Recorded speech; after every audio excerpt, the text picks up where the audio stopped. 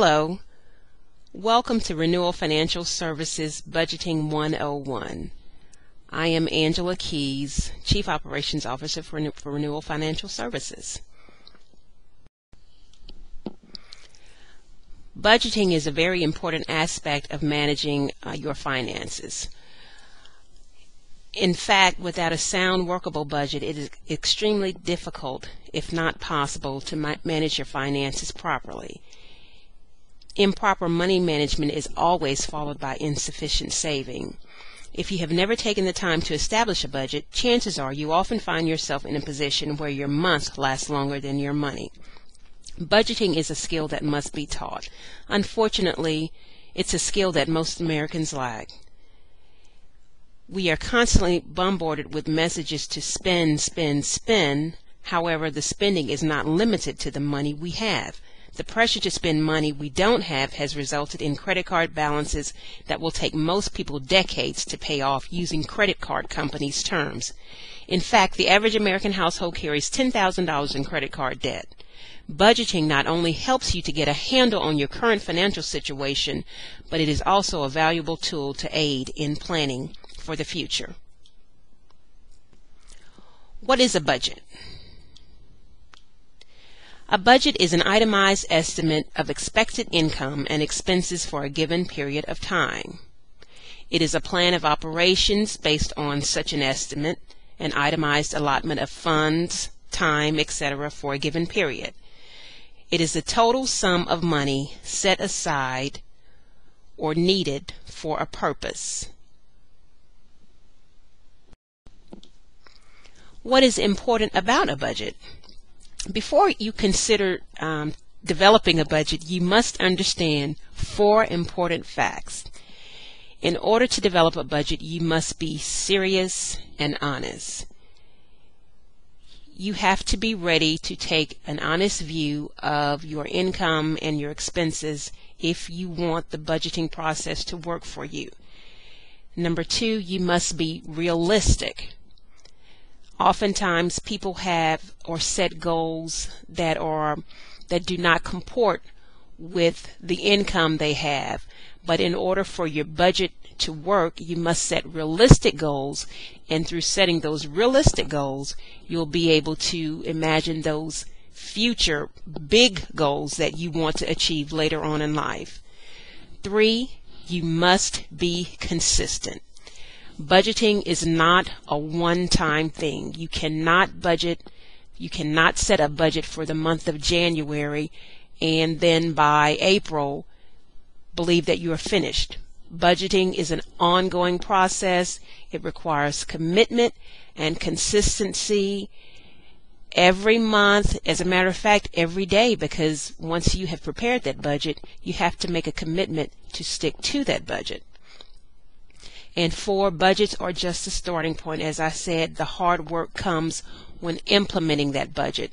It's very easy to set up a schedule of what you're going to do, but the true test comes in implementing that schedule and staying true to that schedule. Now, what are your goals when budgeting? It's much easier to budget and save when you have a future goal in mind. This not only helps keep you motivated, but it also makes you less likely to take money from your savings for unnecessary expenses. Therefore, some of your budget goals may be to buy big items in the future, such as furniture or appliances for your home, or that dream vacation to Hawaii that you've always wanted to go on. Another budgeting goal is to pay for college for your children. Even with financial aid, college is expensive, not only for private schools, but public four-year universities. The tuition for those schools can run upwards of $20,000. So it's vitally important that you set up a budget so that when your children reach college age, they'll be able to attend college without you spending your retirement to send them. To buy a home. To avoid extra costs, experts say that you should put at least 20% down of the value of your new home as your down payment so that you can avoid the the added expenses that become when individuals put less than 20% down. So when you buy a home, you immediately, and if you've put a larger down payment, you immediately walk into that home with equity that you would be able to use in the future in case you should have an unforeseen emergency. Another goal of budgeting is investing. Although you say that, well, I'm just starting, so I don't have any money to invest now, but you can budget so that you can have enough money to save for future investing. Short-term plans can turn into long-term successes. And one of the final goals of budgeting is to be prepared for unexpected emergencies, such as hospital bills, car or house repairs. We've all been there. We've all had situations where you needed a new engine and you were not in a position to purchase a new car, but you needed repairs on your old car that were going to be very costly. And we've all been faced with the option of, well, do I make this purchase and get the car fixed? If I do that, then I'm not going to have money to pay my utility bill. So if you have budgeted your money properly, you'll have the funds set aside for those emergency purposes, and you'll also have the money already there to pay for your expenses which you have on an ongoing basis, such as your utilities and other expenses. There are two major components of a budget. The first is cash flow or income and investments. The second component is expenses. First, let's look at your cash flow or income. Your income is derived from several sources. The first of all, which is wages that you may earn from your regular job or a part-time job you may have. The money that you are paid every week or every other week or once a month, however you are paid, that comprises your wages or your salary. Second, we have bonuses. Bonuses are paid. You may have a job that provides end-of-year bonuses based on your performance through the year, or you may work in sales and earn commissions based on achieving a certain quota. So bonuses are paid in addition to your regular salary. Income can also be derived from interest. If you have various savings accounts or other accounts set up in financial institutions, the money that you earn from the deposits that you have in those institutions is accounted to you as interest income, and it should be included in any income or cash flow that you have. Investment income is money that you earn from perhaps different financial products you have purchased, such as CDs or mutual funds, or perhaps you have real estate investments that from which you earn additional money. That comprises your investment income.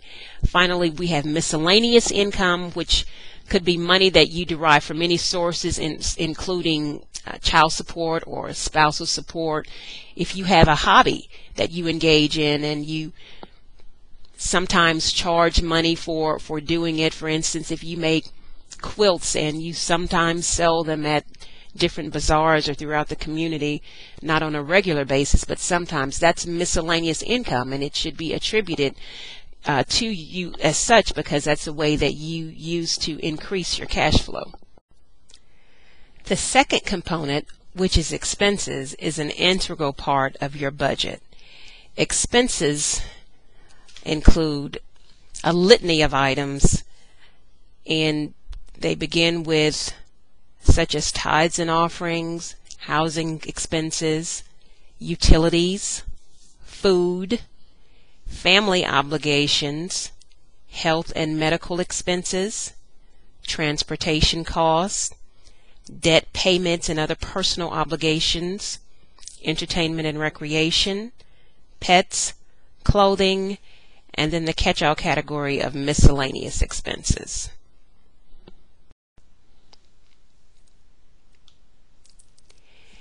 A sample budget would look much like the one that you see on the screen.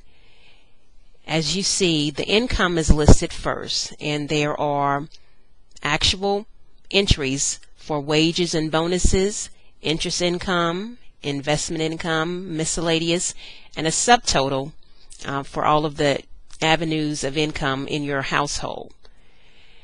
If you look in section A, you see the monthly budget amount, and then section B has the monthly actual amount, which is the amount that actually comes into the household, and then you subtract B from A for the difference.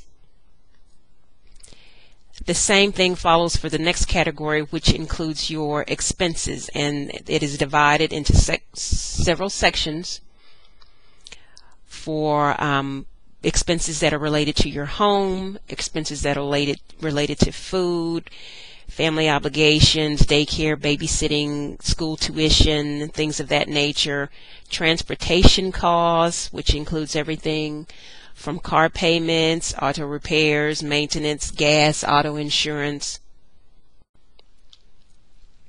and on down to debt payments, which you would include your credit cards or other personal loans if you have any outstanding loans, your disposable income, which is usually which most people spend on entertainment, recreation, cable TV, any money that you spend on your pets for food and grooming, clothing, and also investments, college fund, emergency fund that you set aside, and miscellaneous expenses. In this category, you should also total all of those investments and expenses and do the same thing you did for the income, your projected expenses versus the actual money that you actually do spend each month, and then a difference. We'll get into more detail about how to fill in this schedule a little bit later on in this lecture, but this is just what a sample budget looks like so that you can familiarize yourself with it, so that when you get ready to actually fill out your budget, you'll be familiar with the type of items that should go on. Before we go any further into the budgeting process, it's important to remember that there are 4 important budgeting tips. The first tip is to keep it simple. Many times people are discouraged by doing budgets because they feel that there is just so much information and they have so much outstanding that they will never be able to get it all in. But it's important, especially when you're initially just starting the process, to keep it simple. Your basic expenses, your basic income. And then the extra stuff will come later, but you've got to start at the beginning. So keep it simple. Tip 2, record your monthly expenses. And that really should say record all of your monthly expenses. Even the items you think, well, that's only a little bit, well, that's just $5 or a couple of dollars that I spent here. But in order to make your budget accurate and in order to make it work for you, you have to record all of your monthly expenses so that you can get a full view, a clear picture of where your money goes every month. People are always surprised by the waste in their budget because they don't take time to write down all of their expenses. Tip 3, record your income every month.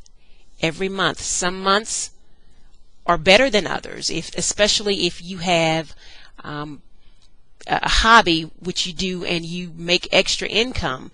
Well, if you're making that extra income but you're not properly allocating it, then 9 times out of 10 you're going to blow that income. Whereas if you record it, you will be more inclined to use it and dispose of it properly. Tip 4, automate the process. The best way to do your budget is by using a computer. There are many different type of programs out there that even have budgets.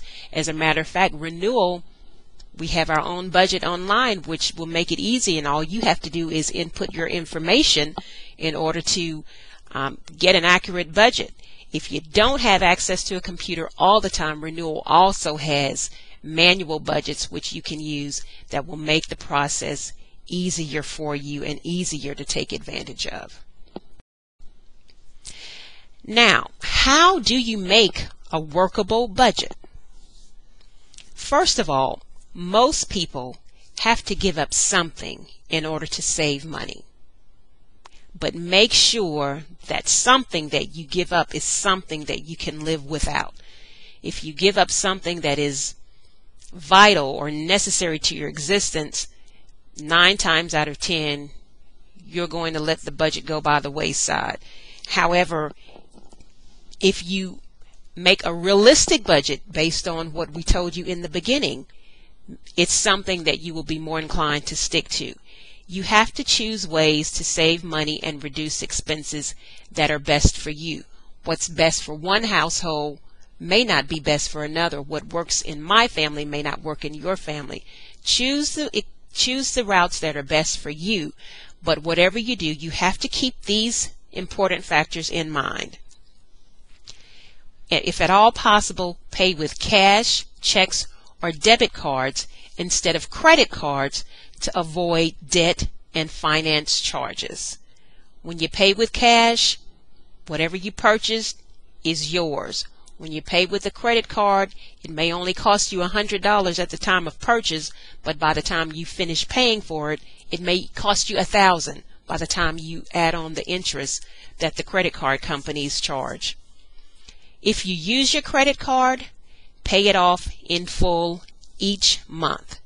And you say, well, if I could pay my credit card off in full each month, I wouldn't have the reason to use a credit card because I would have all the cash on hand.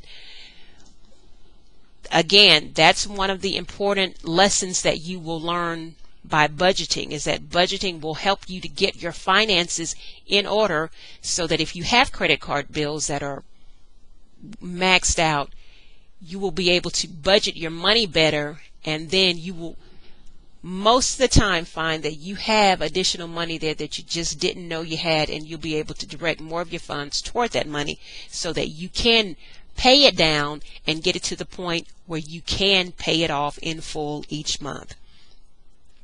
Another important factor, eating out is expensive. Eat in as much as possible and bring your lunch to work. You would be surprised at how much money you could save just by this seemingly small task. If you have a 5-day work week and you buy lunch every day, that's $5 a day, that's $25 a week, that's $100 per month. Versus if you bring your lunch from home, you've already bought the food when you purchase the groceries, so you could save $100 per month. That's an additional $100 that you could use to pay off your credit card and get it down to where you can make it livable. Plan your grocery shopping trips by making a list, buying in bulk, using coupons, and looking for sales. Buy what you need. Buy what you need for your home. It's well-known fact that stores put a lot of items and they position them in certain places to make people purchase items, and a lot of times people don't even need the items. It's just that it's 2 for $1 or 10 for $1, and when you look at that and you combine all of the purchases you make just by on whim spending, you spend a lot of money. So be very detailed in your grocery shopping. Make sure that you have a list, stick to it, and when you plan your meals, just like you plan your money, it will last much longer. Save on entertainment by finding fun, free activities in your community.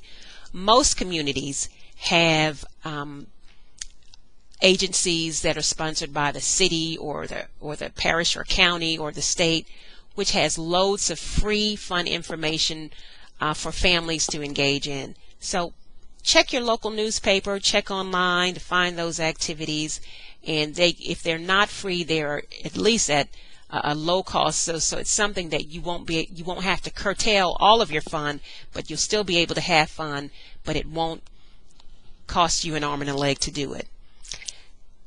And finally, set up a savings account for emergencies, not just for your future goals. When you have a saving account set aside for that, if something goes wrong, you'll have the money to fix it, and you'll still be able to make your mortgage payment on time. You can avoid major problems that can wind up costing you more in the long run. Now that we've discussed the information that should be put into a budget, let's create a budget. There are 5 easy steps to create a budget the renewal way. Step 1. Record your income every month. And this means record all of your income from whatever source it comes, whether it's your regular job, investments, real estate, child or spousal support. If your income is from a job which deducts taxes in advance, your income is going to be your net pay. However, if you have various voluntary deductions such as charities or health insurance or retirement, you should include those deductions in your net salary. Step 2, record your monthly expenses. Now, your monthly expenses should be divided into 2 categories: fixed and variable. Fixed expenses are those that are basically the same every month. They include your mortgage or rental payments, your car payments or other fixed transportation costs, insurance, utilities, groceries, personal loans, credit card payments. These expenses for the most part are essential yet not likely to change in the budget. Your variable expenses, on the other hand, are those that will vary from month to month. This includes any entertainment expenses, movies, eating out, any dental visits. You don't go to visit the dentist or the doctor on a regular basis. If you do, then that's going to go in your fixed, but for most people it's an expense that they incur maybe 2 or 3 times a year. Shopping or gifts or any other miscellaneous items or purchases that you have to make. Make sure you accurately account for your variable expenses. Most often, this is the area which contains the fat that will have to be slashed in order to balance your budget. You may find it helpful to review your checkbook register or your bank statements for the past 6 to 12 months to get an accurate idea of the amount of money you spend on things that may or may not be necessary to your survival. Step 3. After you have recorded your income and your expenses, step 3 is to subtract your monthly expenses from your monthly income. If the end result shows that you have more income than expenses, you are off to a good start. This means that you can take the extra money you have and apply it to savings for college tuition, retirement, down payment, home purchase, all of those things that we talked about at the beginning of this class. You can even use it to pay more on your credit cards and eliminate your debt sooner. However, if the result is that your expenses are higher than your income, it means that you're going to have to make some changes, which brings us to step 4, which is adjust your expenses. Now is the time for you to formulate a plan so that you will be able to get your income to a level that is above your expenses. You will have to carefully review all of your expenses. Find the areas with which to cut the fat. If you stop at a fancy coffee place every morning and order your favorite coffee drink, which they usually run about $6 or so, that's an unnecessary expense that you can cut out. And if you do that every day, that's $30 a week right there that you can save, and you can apply that money to a more worthwhile cause. You have to study your expenses to find the best areas to cut. A second step, which may or may not be available to you, is to increase your income. If you say, well, I've slashed my expenses and I just have nowhere else to cut, which is usually not the case, but after you have done it, and if you have been serious and honest, and you find that you just have nowhere else to cut expenses, you may have to increase your income. Perhaps your schedule allows you to take on a second job or a part-time job, especially during holiday seasons. It's a lot of people find that they can pay for their holiday purchases just by taking on a second job at a local department store. Or if you provide a service which may be a hobby to you but is a service to others, you may want to consider charging for it. For example, if you like to design t-shirts, or if if you do a good job at doing hair, or if you're very organized and you can organize weddings and other special events, you can increase your monthly income by hundreds or even thousands of dollars. The possibilities are endless. Who knows, it may even blossom into a full-time career. The point is that it's going to take some creativity and hard work to balance your budget. You'll have to play with this portion of the budget until you get it worked out to the point that where either your income and expenses are equal or where your income exceeds your expenses. And step 5, review your budget monthly. As I stated earlier, formulating a budget is not a one-time thing. It's an ongoing process, and you must tweak it every month. Even after you get it to the point of where you think it's pretty good or it's okay, there's always going to be room for improvement. And that's because your goals will change as time goes by. Once you have formulated a budget and you stuck to it, and you're able to realize some money in your savings, or you're able to take your family on that wonderful cruise, then you may have another goal that comes into play.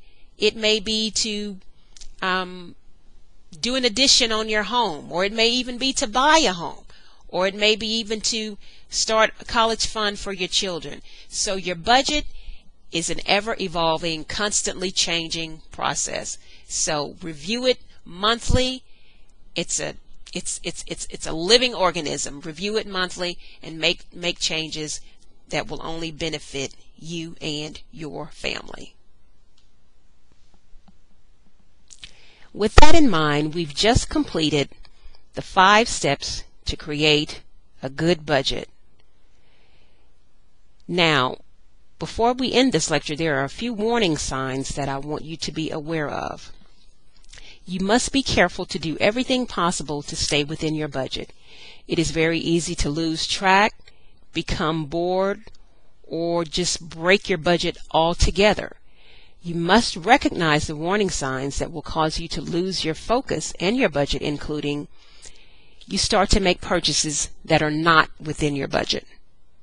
Sometimes we may reward ourselves. Well, I was really good last month, so I can, buy this item this month. Stick to the budget. You start to make impulsive or emotional purchases. Perhaps you're having a difficult time at work or a difficult time at home, and a lot of people engage in impulse buying in order to make themselves feel better. Don't do it. Keep your focus. You stop keeping track of your spending. It's very easy to do, but whatever you spend in every day, you have to be disciplined enough to make sure that you write it down. From the smallest to the largest amount, write it down. If you find that you have more months left over and your money is gone, that's a warning sign that your budget is not working. The goal of actually doing a budget in the first place is to make sure that the money lasts longer than the month. So if you find yourself in a reverse position, that should set off a red flag. You need to go into that budget and either tweak that budget, or you need to tweak your behavior. You start using your credit cards like cash. As we said earlier, when you can pay cash, do pay cash. And whatever you do charge on your credit card, pay it off at the end of every month. You must avoid these warning signs. These are telltale signs that something is wrong. So that's why, as I said earlier, this budget is an ongoing process. You will never be finished. You will never be finished. It's keeping on top of your finances is something, it takes daily effort. So if you are aware and you recognize these warning signs, you will be able to recognize if and when you get in trouble. You'll be able to take corrective action and continue on your road to financial success with Renewal Financial Services. Congratulations! You have just completed Renewal's Budgeting 101 online course. If you are ready to be tested on your budgeting knowledge, click the link below to be routed to the examination. If you wish to take the test at a later time, please log in later using your secure user identification name and password. This is Angela Keys with Renewal Financial Services. Thank you and have a good day.